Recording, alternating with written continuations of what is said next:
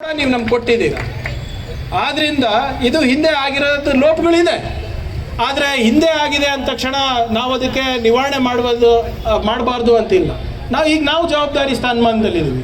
ಹಿಂದಿನ ಸರ್ಕಾರಗಳು ತಮ್ಮ ಮಾತು ಆಲಿಸಿಲ್ಲ, ಕೇಳಿಲ್ಲ, ಈ ಮನಸ್ಸಿಗೆ ಬಂದಂಗೆ ಕೆಲವು ಅಧಿಕಾರಿಗಳು ಮಾಡಿರ್ಬೋದು. ಆದರೆ ಅದನ್ನು ತಿದ್ದಕ್ಕೆ ನಮ್ಮ ಸರ್ಕಾರ ತಯಾರಿದೆ. ಅದ್ರ ಬಗ್ಗೆ ಎರಡು ಮಾತಿಲ್ಲ. ಈಗಾಗಲೇ ನಾನು ಹೇಳ್ದಂಗೆ ಕಳೆದ 9 ವರ್ಷದಿಂದ ರಿಕ್ರೂಟ್ಮೆಂಟ್ ಆಗಿಲ್ಲ. ಭಾಳ ವರ್ಷದ ನಂತರ ನಿಮ್ಮ ಶ್ರಮಕ್ಕೆ ಒಂದು ಫಲ ಸಿಗುವಂಥ ಯೋಗ ಬಂದಿದೆ. ಅದರಲ್ಲಿ ಕೆಲವು ಲೋಪಗಳಿದೆ ಅಂತ ತಾವು ಮನವಿ ಮಾಡಿಕೊಂಡಿದ್ದಾರೆ. 4 ಬೇಡಿಕೆ ಇದೆ. ಅದನ್ನು ನಾನು ಮತ್ತೆ ಪುನರುಚ್ಚರಿಸಕ್ಕೆ ಹೋಗೋದಿಲ್ಲ. ಯಾಕಂದರೆ ಈಗಾಗಲೇ ಹಿರಿಯರಾದಂಥ ಗೋಪಾಲ್ ಗೌಡ್ರು ಸಾಹೇಬರು ಮತ್ತು ವಿನಯ್ ಕುಲಕರ್ಣಿ ಅಣ್ಣವರು ಮತ್ತು ಇಲ್ಲಿರುವಂಥ ಎಲ್ಲ ಯುವ ಸ್ನೇಹಿತರು ಆಗಲೇ ಹೇಳಿದ್ದಾರೆ. ಇದು ಮೊನ್ನೆ ಚರ್ಚೆ ಆದ ನಂತರ ನಿನ್ನೆಯಿಂದ ನಿರಂತರವಾಗಿ ಮಾನ್ಯ ಮುಖ್ಯಮಂತ್ರಿಗಳು ಇದ್ರ ಬಗ್ಗೆ ಚರ್ಚೆ ಮಾಡ್ತಾರೆ. ನನಗೂ ಕೂಡ 1-2 ಸಭೆ ಕರೆದಿದ್ರು. ಈಗಲೂ ಕೂಡ ಅದೇ ಸಭೆಯಿಂದ ನಾನು ಬರ್ತಾ ಇರ್ತೇನೆ. ಭಾಳ ಸ್ಪಷ್ಟವಾದಂಥ ನಿರ್ದೇಶನ ಮಾನ್ಯ ಮುಖ್ಯಮಂತ್ರಿಗಳು ಅಧಿಕಾರಿಗಳಿಗೆ ನೀಡಿದ್ದಾರೆ.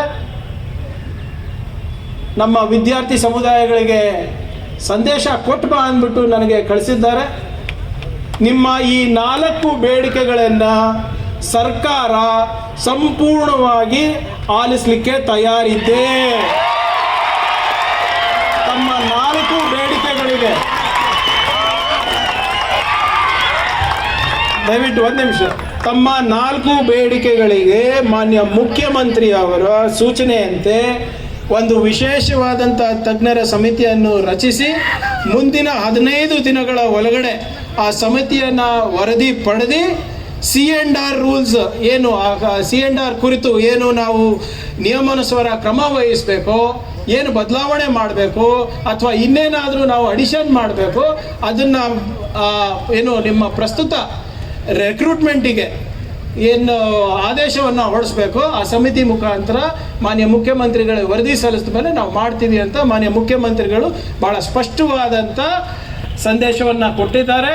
ತಾತ್ಕಾಲಿಕವಾಗಿ ಮುಂಬರುವ ಏನು ನಿಮ್ಮ ಕೃಷಿ 9ನೇ ತಾರೀಕಿನ ನಿಮ್ಮ ಕೃಷಿ 8-9ನೇ ತಾರೀಕು ಏನು ಕೃಷಿ ಪದವೀಧರರ ಹಿತದೃಷ್ಟಿಯನ್ನು ಕಾಪಾಡುವ ನಿಟ್ಟಿನಲ್ಲಿ ಈ ಪರೀಕ್ಷೆ ಇತ್ತು, ಅದು ತಾತ್ಕಾಲಿಕವಾಗಿ ಮುಂದೂಡಲಾಗಿದೆ.